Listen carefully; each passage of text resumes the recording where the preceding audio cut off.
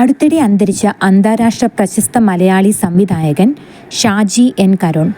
T20 cricket ചരിത്രത്തിൽ century നേടുന്ന ഏറ്റവും പ്രായം കുറഞ്ഞ താരമായി മാറിയത് വൈഭവ് സൂര്യവംശി. രാഷ്ട്രീയ നേതാവും എഴുത്തുകാരനുമായ MP വീരേന്ദ്രകുമാറിൻ്റെ പേരിൽ ഏർപ്പെടുത്തുന്ന പുതിയ award MP Veerendrakumar memorial national thought leadership award.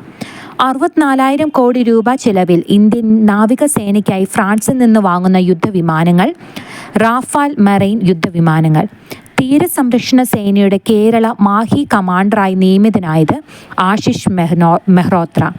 ഇന്ത്യയുടെ നാവികരണ ആവാസ വ്യവസ്ഥയിൽ വലിയ തോതിലുള്ള സ്വകാര്യ നിക്ഷേപം ഉത്തേജിപ്പിക്കുക എന്ന ലക്ഷ്യത്തോടെ ഡൽഹിയിലെ ഭാരത് മണ്ഡപത്തിൽ നടക്കുന്ന conclave YUGM conclave. Coastal states fisheries meet 2025 നടക്കുന്നത് മുംബൈ.